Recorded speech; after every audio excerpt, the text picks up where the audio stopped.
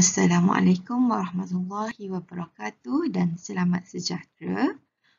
Hari ini kita akan tengok subtopik 2.2 organ utama pertukaran gas.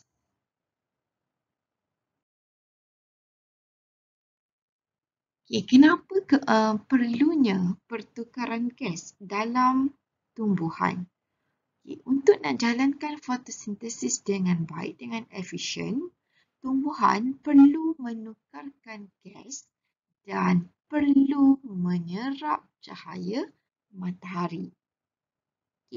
Pertukaran gas oksigen dan gas karbon dioksida antara tumbuhan dan persekitaran berlaku melalui liang stoma. Ini sangat familiar lah dengan kamu kan, liang stoma. Udara masuk dan udara keluar kalau dulu kita belajar. Sekarang kita akan kata ia berlakunya pertukaran gas oksigen dan karbon dioksida. Sekarang kita tengok mekanisme pembukaan dan penutupan stoma. Mekanisme pembukaan dan penutupan stoma bergantung kepada keadaan sel pengawal, sama ada sel pengawal tersebut berada dalam keadaan segah ataupun flasid. Keadaan sel pengawal ini dipengaruhi oleh pengambilan ion helium oleh sel pengawal atau kepekatan sukrosa di dalam subsel pengawal. Kena faham, pembukaan dan penutupan stoma ini ia bergantung kepada sel pengawal. Sama ada sel pengawal itu berada dalam keadaan segah ataupun flasid. Sel pengawal ini pula dia dipengaruhi oleh pengambilan ion helium ataupun kepekatan sukrosa dalam sel pengawal. So kita akan tengok kedua-duanya.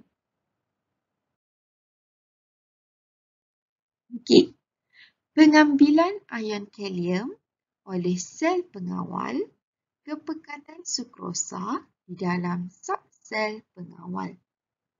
Kita akan tengok mekanismenya pembukaan dan penutupan stoma. Pengumpulan atau penyingkiran ion helium dalam sel pengawal akan mengubah keupayaan larutan. Keupayaan larutan lah, sama ada larutan itu berada dalam keadaan pekat ataupun cair. Hal ini akan meningkatkan atau menurunkan keupayaan air di dalam sel pengawal. Meningkatkan atau menurunkan keupayaan air. Maksudnya kalau air banyak, keupayaan air tinggi, so dia berada dalam keadaan cair lah. Sebab cikgu cakap tadi, ia berada dalam keadaan cair ataupun pekat. So di sini dikatakan bahawa meningkatkan atau menurunkan keupayaan air. Air akan meresap keluar atau ke dalam sel-sel pengawal secara osmosis. Keadaan ini menentukan sama ada sel-sel pengawal menjadi segah atau flasid. Kalau kurang air, dia akan jadi flasid lah. Kalau cukup air, dia akan jadi segah. Itu secara umum saja. Kepekatan sukrosa di dalam subsel pengawal. Pada waktu siang ataupun pada waktu kehadiran cahaya, fotosintesis berlaku. So, bila berlaku fotosintesis, ia akan menghasilkan sukrosa. So, hasil fotosintesis antaranya adalah sukrosa.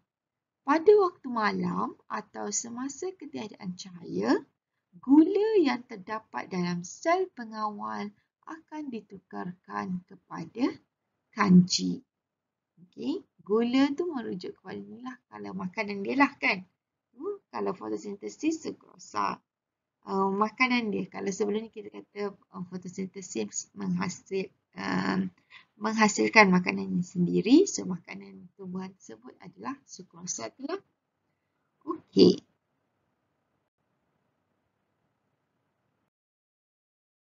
Okay, sekarang kita tengok mekanisme secara khusus, iaitu mekanisme pembukaan stoma. Pengambilan ion kalium oleh sel pengawal. Okay, tengok gambar yang pertama. Okay, pada gambar yang pertama ini, sel pengawal berada dalam keadaan tegak. Okay, straight, dia tak melengkung. So, dalam keadaan ini, stoma adalah tertutup. Okay, kamu tengok yang dot-dot kat luar. Okay, itu adalah ion kalium. Okay, yang dot dekat luar tu adalah ion kalium. Okay, ion kalium bergerak ke dalam sel pengawal. Keupayaan larutan di dalam sel pengawal meningkat. Okay. So, bila ion kalium bergerak ke dalam sel pengawal, dia akan jadi pekat lah kan? So, di sini keupayaan larutan di dalam sel pengawal meningkat. Okay. Keupayaan air di dalam sel pengawal menurun. Okay. Sebab kamu kena ingat, bila perkataan biasanya cair, cair bermaksud air banyak. So, dalam keadaan ini, keupayaan air meningkat. Keupayaan larutan menurun. Dalam keadaan yang kita kata larutan itu pekat, kan? Sebab kalium dah banyak masuk dalam sel pengawal, dalam keadaan ini dikatakan keupayaan larutan meningkat. Okay. Keupayaan air menurun. Sebab air akan jadi sikit. Sebab larutan tu akan jadi pekat. Okay. Molekul air dari sel-sel epidermis meresap. Molekul air dari sel-sel epidermis meresap masuk ke dalam sel pengawal secara osmosis. Okay. Sebab kamu kena ingat, osmosis adalah pergerakan molekul air daripada kepekatan tinggi ke kepekatan rendah. So, tadi dalam sel pengawal, kepekatan airnya adalah rendah. Okay? Sebab dia cakap keupayaan air menurun kan? So, bila air rendah, kawasan yang berkepekatan air yang tinggi, iaitu di luar sel lah, akan masuk ke dalam sel pengawal secara osmosis. Bila air masuk, sel pengawal menjadi segah dan melengkung keluar. So, bila dia berada dalam keadaan melengkung, stoma akan terbuka. Pertama, kalium dulu masuk. Bila ion kalium bergerak ke dalam sel pengawal, bila kalium masuk, kamu bayangkan sel pengawal dalam satu bekas. Contohnya, bila kalium masuk, penuh kalium. So, larutan ni akan jadi pekat. So, maksudnya air sikit. Kepekatan air rendah. So, bila kepekatan air rendah, air yang di sekeliling sel akan masuk ke dalam sel pengawal. Ni sel pengawal bekas ni kita anggap sebagai sel pengawal. Okay. So, bila air masuk ke dalam sel pengawal akan jadi segah dan dia akan melengkung keluar menyebabkan stoma akan terbuka. Okay. Kamu tengok perlahan-lahan, tengok baca satu per satu. Okay. Kepekatan sukrosa dalam zat sel pengawal pula dengan kehadiran cahaya fotosintesis berlaku. Okey, jadi kepekatan sukrosa di dalam sel pengawal menjadi tinggi. Okay. Ingat, bila kepekatan sukrosa tinggi, maksudnya larutan itu pekat. So, bila pekat, keupayaan air menurun. Okay. Molekul air dari sel-sel epidermis meresap masuk ke dalam sel pengawal secara osmosis. Sel pengawal menjadi segah dan melengkung keluar, stoma akan terbuka. Okay. Konsepnya kamu kena ingat ion kalium masuk. Kepekatan air, keupayaan air menurun. Molekul air di sekeliling sel epidermis meresap masuk secara osmosis. Sel pengawal jadi segah, melengkung keluar, stoma terbuka. Kepekatan sukrosa pula, kehadiran cahaya, fotosintesis berlaku. Bila berlaku fotosintesis, kepekatan sukrosa tinggi sebab hasil daripada fotosintesis tadi. Okay. Bila kepekatan sukrosa tinggi dipekat, so keupayaan air menurun, molekul air dari sel-sel epidermis meresap masuk secara osmosis, meresap masuk ke dalam sel pengawal secara osmosis. Sel pengawal menjadi segah, melengkung keluar, stoma terbuka. Okay. Boleh kamu pergi satu per satu. Kamu buat contohan pada nota kamu tu. Okay. Kalau tak faham, kamu boleh tanya cikgu. Okay, cuba. Okay. Sebaliknya untuk penutupan stoma, senang saja. Sebaliknya aja daripada pembukaan stoma. Okay, so kita pergi laju sikit untuk penutupan stoma. Ion kalium bergerak keluar dari sel pengawal. Keupayaan larutan di dalam sel pengawal menurun. Keupayaan air meningkat. Molekul air meresap keluar dari sel pengawal ke sel epidermis secara osmosis. Kenapa dia keluar? Sebab dalam sel pengawal itu keupayaan air tinggi ataupun kepekatan air tinggi. Air banyak dalam sel pengawal. So ingat konsep osmosis, air itu akan bergerak dari kawasan yang berkepekatan tinggi ke kawasan berkepekatan rendah. Okay, sekarang ni dalam sel pengawal tu tinggi. So, air akan meresap keluar. Sel pengawal menjadi flasid, stoma akan tertutup. So, bila dia flasid, dia tak melengkung. So, bila dia tak melengkung, seolah-olah dia macam straight. Ni, tengok gambar yang ketiga. So, bila dia tak melengkung, bila dia flasid, menyebabkan stoma akan tertutup. Okey. Tanpa kehadiran cahaya, fotosintesis tidak berlaku. Kepekatan sukrosa di dalam sel pengawal menjadi rendah. Keupayaan air di dalam sel pengawal meningkat.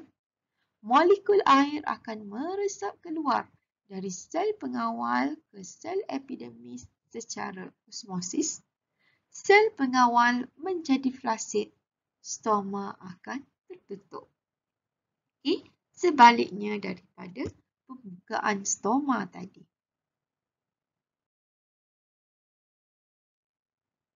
Okay. Apa kesan kekurangan air dalam tumbuhan terhadap pembukaan dan penutupan stoma? Apa kesan kalau kurang air dalam tumbuhan? Okey, kita dah tengok tadi. Maksudnya kita tengok terhadap penutupan stoma. Kalau kekurangan air terhadap pembukaan dan penutupan stoma. Pertama, okay. Dalam keadaan tumbuhan segar, tumbuhan layu. Okay. Ini dalam keadaan tumbuhan segar. Okay. Keadaan pertama dalam keadaan tumbuhan segar. Apabila tumbuhan mendapat air yang cukup, okay, sel pengawal akan menjadi segah. Betul lah kan? Sel pengawal akan jadi segah bila air masuk ke dalam sel pengawal. Sel pengawal mempunyai dinding dalam sel yang tebal dan kurang elastik berbanding dinding luar sel. Okay. Dinding dalam sel tebal dan kurang elastik berbanding dinding luar sel.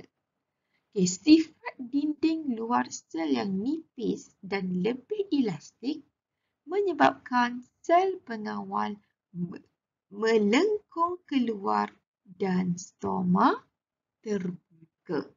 Okay. Kenapa berlaku pembukaan penutupan stoma? Salah satunya disebabkan oleh ciri yang ada pada dinding sel pengawal. Okay. Dinding di bahagian dalam, dinding di bahagian dalam sel pengawal ini adalah tebal dan kurang elastik. Tebal dan kurang elastik. Manakala yang di luar pula dia nipis tapi dia lebih elastik. Itu yang menyebabkan bila tumbuhan itu berada dalam keadaan segah, sel pengawal melengkung keluar dan menyebabkan stoma itu terbuka. Okay. Seterusnya untuk tumbuhan layu. Okey, tumbuhan layu disebabkan oleh keadaan sel pengawal yang flasid. Okey, oleh sebab kekurangan air, sel pengawal menjadi flasid. Sifat dinding luar sel yang nipis dan lebih elastik menyebabkan sel pengawal hilang kesegahan dan stoma akan tertutup. Okey. Ini dikaitkan dengan sifat dinding bahagian luar dan bahagian dalam sel pengawal. Okey. So, sampai di situ untuk subtopik 2.2. Jangan lupa kamu buat contengan. Kamu cuba belajar dulu. Okey. Boleh dengar video cikgu berulang-ulang kali. Kalau tak faham, kalau ada apa-apa masalah, boleh PM cikgu. Okay, terima kasih.